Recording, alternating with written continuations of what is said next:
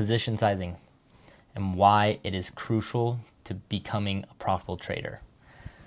First things first, you got to figure out, well, what is your position size going to be? So now, if you want to play a long-term profitable kind of lower risk type of position sizing, super friendly for small accounts. If you're working on growing a smaller account, try to keep position size 10% of your total account. So let's say you have a $5,000 account, you want to keep your position size at around 500.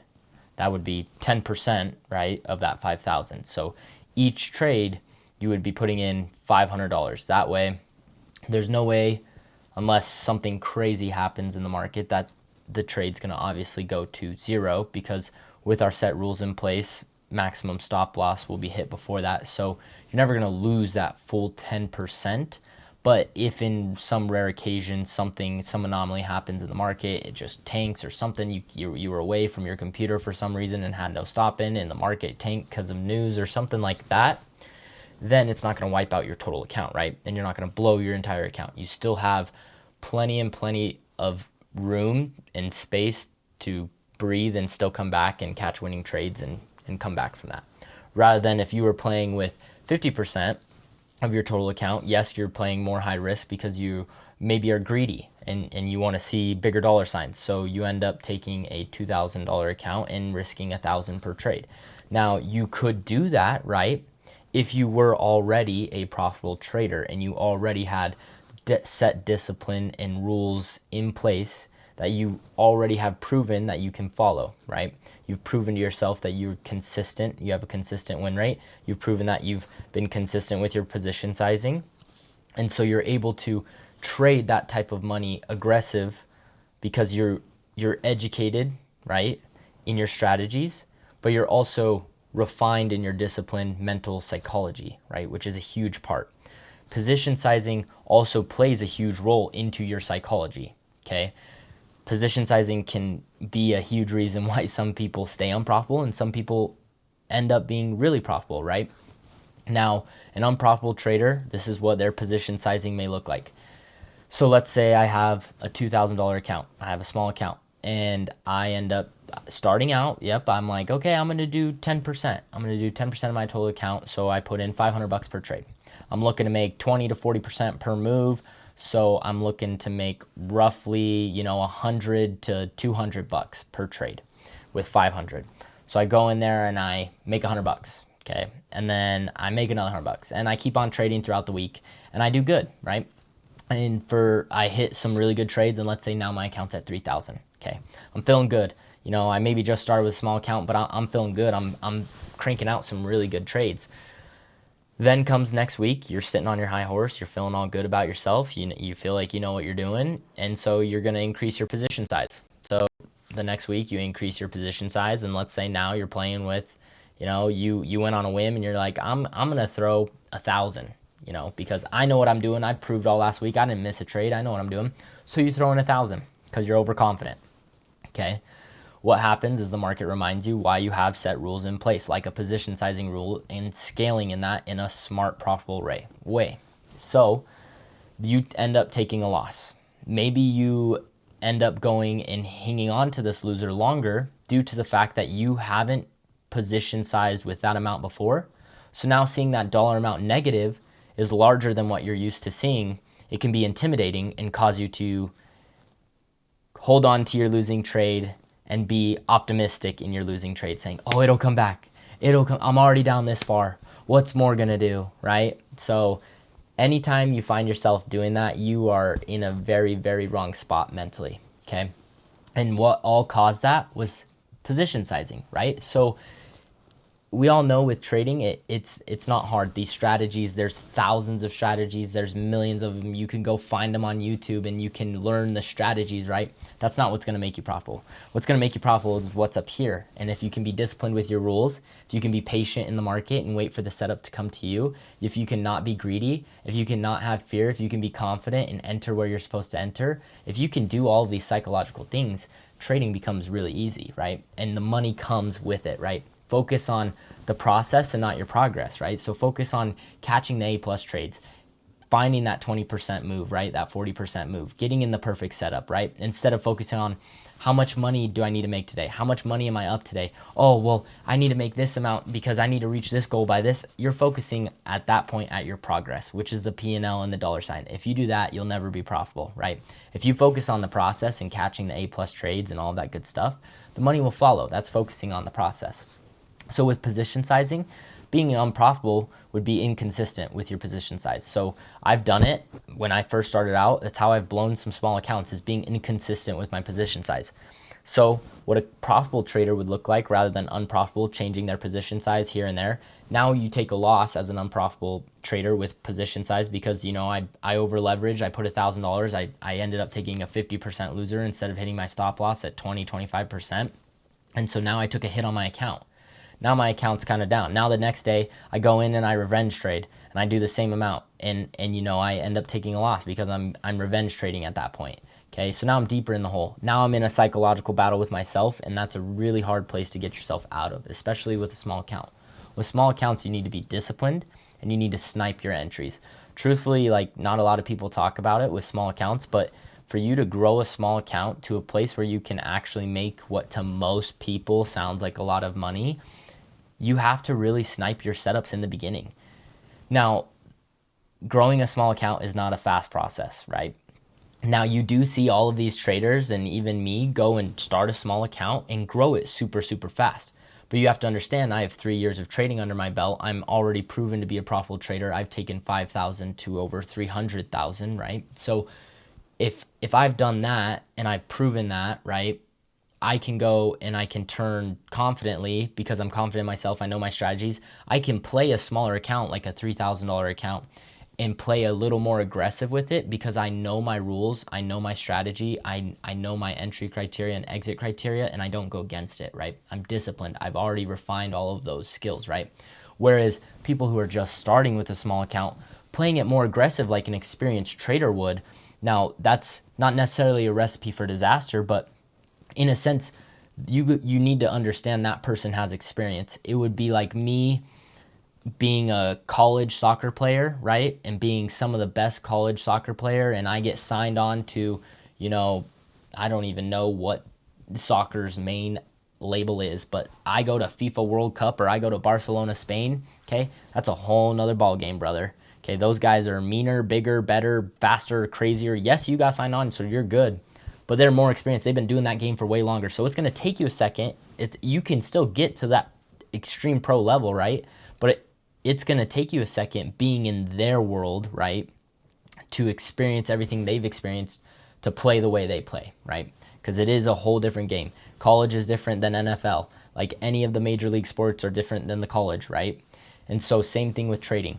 You got your major league athletes. You got your full-time day traders, professional day traders, and then you got people just starting with small accounts, right? Your college athletes, just starting up in the game.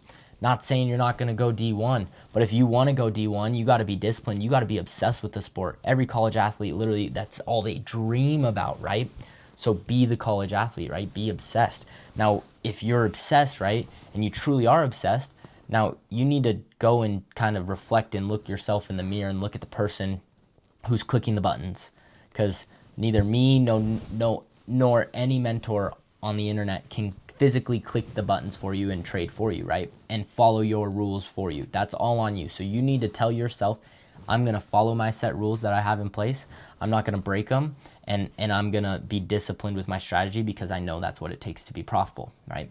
So what profitable, position sizing would look like would say following that 10% rule, okay? And growing the account slowly. Yes, you're going to take losses. It's inevitable. It's part of the game. Nobody can win at this 100% of the time. It's literally impossible. So sticking to that 10% rule. So if I have a $2,000 account, okay, and I'm doing 10%, I'm going to put $200 into it, right? And I'm looking for a 20 to 40% move, depending on the trade, right? If you're taking a swing, you're probably looking for more. If you're taking a scalp, you're looking for less, right? But no matter what, you keep your position sizing consistent. Once you're consistent with that position sizing and you've been consistent, okay, not saying winning every single day because, that's kind of unrealistic, but you've been consistent, right, for at least 3 weeks consecutively, almost a month. I prefer a month of consistency with the same position sizing before bumping up. Then you reassess, and then I just go another 10% of whatever my total account has grown to. Okay, so let's say I took that 2,000 to only 3,000 and it took me a month. Now I'm going to trade with 300, okay, until I get all the way up to that 10,000 mark. Then once I get to 10,000, okay, and I've grown my account to there, that doesn't mean I go gun-ho. What I'm going to do is I'm going to pull 7,000 out of that account. I'm going to leave 3,000 in, so I only allow myself to trade 3 trades at 1,000 a piece, which is 10% of that 10,000, right? So that way I stop myself from over trading. There's no way it's possible because we all know it's not going to let me use unsettled funds. So I can only make 3 trades at 1,000. So that way I'm going to not go over my 3 trade limit and prevent over trading. But on top of that, it's going to keep my psychological a lot better. I'm going to have a smaller amount in my account, and I'm going to play with that, and I'm going to use the 1,000, but I'm going to treat it like a $10,000 account, right? Mentally, because I have that 10,000, it's just not actively in the account because I'm only going to use 3,000 that day to trade. Now, where that can hurt you mentally, now where this takes a disciplined trader, is you need to understand those P&L percentages that you're going to see in the day are going to be bigger than what you're used to seeing because you don't have that full 10,000 in the account, right? You have that 3,000. So if you make, you have 3,000 in the account, you place 1,000 on a trade, which is 10% of the 10,000, and you make a 30% move, so you make $300 of that 3,000. It's going to show, you have a 30% gain, okay, on your total account, which is, or a 10% gain on your total account. So the increases are going to be much higher. But in terms of that 10%, you're growing around 2 to 5% on average a day, and that's the goal. So position sizing is huge for psychology, right? If you want to be profitable, you got to make sure you're consistent with your position sizing and stay disciplined with it. If you're growing a small account, you need to take your time with it because it takes time. You got to be patient. You got to let the setups come to you. Don't try to take, honestly, more than 2 trades if you're trading with a small account of 2,000. At that point, you're over leveraging, and you're just not at a point to where you should be taking more than 1 trade. When you have a small account, I like to try to find one good, perfect setup and take it, and then I'd be done for the day. Even if I see a great setup present itself, there's no reason to take it. I'm trying to grow a small account, and to grow a small account, I need to grow my discipline. I need to be super disciplined with my strategy. I need to be disciplined with my rules. I need to be patient, and I need to let the setups come to me. Okay. Now, when you have a large account, traders don't talk about this, but playing with a large account, it's a lot easier to, jump into this game and make some money. Okay. Smaller accounts, you need to be way more disciplined. Not saying you don't need to be disciplined with a large account. You do. Okay. Same discipline applies, but it is a lot harder, and it takes a lot more patience to snipe setups on a small account because so many of us are so greedy, and we've been so desensitized to money and how much we think we need to make and all of this, and we see how much people make and all of this, and we compare ourselves to so many different things and people that it just ruins our mental, right? I remember when I used to make $200, working a day job, and then I started my own business and I made $500 in a day, and I thought that was freaking the most money ever. I thought I was gonna be filthy rich. Now I've had the opportunity to make 100,000 in one day. Okay, that's crazy money, right? So, in order to, get to that level, you have to be patient and you have to be disciplined with your strategies and your rules, right? You can't go against them, right? It's so much easier with a large account to find success and make money, right? You have a lot more to play with. It doesn't feel as mentally taxing. You can really deleverage. I can take 5% of my total account and still make a couple thousand with that, right? Whereas a small account, if you're looking to make more than your day-to-day job, right, then you become greedy. Most people become greedy, okay? Now, I remember, right, I was making $200 a day, and then I started my own business making $500 a day. And then I get into trading. I make, $200 my first couple times trading. I was like, holy cow, this is crazy, right? Later down the road, fast forward, I'm making consistent $500, $700 a day, more than what I was making on average a day, right? And yet I was greedy. I wasn't satisfied with what I was making, right? And that comes with trading. All of us experience that. It's so weird that it happens most in trading, where you become greedy super, super fast in trading, but that's just because you see how many people make so much money in this space, and you see how fast the money moves in this space. So really need to take 10 steps back and really just reflect on yourself and not be greedy, right? Go back to the mental and go back to your emotions, right? We can't deal with emotions in trading. You can't act with emotions. That's why you find a lot of first responders are very successful in trading, is because they've been trained their whole job to not act with fear, right? Not act on emotions. They can't do that. It could cause life or death, right? It's life or death situations for them. They can't act with their emotions because their life is on the line. You need to treat trading like that, okay? You can't act with your emotions, because the moment you let your emotions take control, that's when trading and all the stuff you thought you knew goes right out the window, right? And then it feels like you're starting from square one, and it feels like you need to restart everything, and you don't know if this is made out for you and all of that stuff, right? All because you got in your head, right? So position sizing is so important because it keeps our mental sane, right? If we stay disciplined with our position sizing, it helps our mental stay disciplined, right? The moment we start changing our position sizing and start going all over the place with it, our brain goes all over the place mentally, right? And then we fall as a trader and we crumble, and it feels like the world is falling on top of us, right? But then you look at most successful traders and you ask them, you know, hey, do you switch your position size? Like, let's say you had a fat week, do you just bump it up the next week? They will look at you and be like, do you follow rules? That's a real question. Do you follow rules? Like, obviously it sounds like you don't, right? So position sizing is huge, guys. Very important, right? It's one of the biggest things in psychology, and I don't think a lot of people pay attention to it. But position sizing is so important, especially when growing a small account. So keep it a very consistent 10% rule when growing that small account. If you want to play more aggressive because you've become an experienced trader, that is totally okay. The most aggressive I get with a small account is 30% of the total account is what I play. And I don't lose that whole 30% in place because I have stop losses set in place, but that's what I'm maximum willing to risk. But I'm an experienced trader who has grown multiple small accounts, right? So with that being said, position sizing is super important, you know, but what's number one is your psychology in trading, right? That's what you need to protect most as a trader, and psychology comes number one. The strategies are super easy. The psychology takes years, months, could take days, seconds, you know, who knows who you are? You could be an anomaly.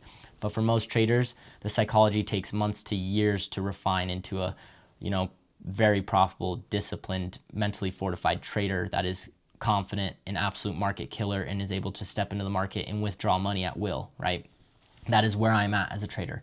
I step into the market, I know my game, and I play it, right? I come into the market and I withdraw my money at will. So for me, I tell people, you know, when they ask me, what do? You know, I print money from Wi-Fi. Like, I print money out of thin air from Wi-Fi on my computer. It's honestly the craziest thing ever. So, like, really, we have the craziest job. So don't ever, you know, become a statistic of the 95%, right? We're not part of that group. So we're here to win. We're here to stay. And in order to do that, we have to do the things of a profitable trader, which is being disciplined and actually following our rules and our strategies, and saying that, hey, when this hits my stop loss, you know, I'm going to get out here, or I'm not going to change my position sizing because even though I'm up on the week, I'm going to keep it the same because I know, you know, I could have a loser here. You know, I'm due for a loser. I don't get, you know, optimistic when I'm on a winning streak and say, yeah, I'm just going to keep on winning. I'm going to keep on winning. No, there's always a chance for losing is inevitable, right? If in trading, if you want to be the most profitable, you got to become, like, for all the people that are natural born winners, right? I'm a natural born winner. It comes natural, right? I hate losing. I hate it. I have to be a winner. I want to be the best, right? I have to be the best. But trading is one of those things where you can't be a winner every single time. It's impossible, right? So where you have to become that winner and be the best at trading, right, is become the best loser, right? Become the best at handling your losses. Become the best at handling your emotions when it comes to trades. Become the best at handling your mental and your psychology, right? So if you can do that and become the best loser, you will find profitability in trading, and the success will follow, right?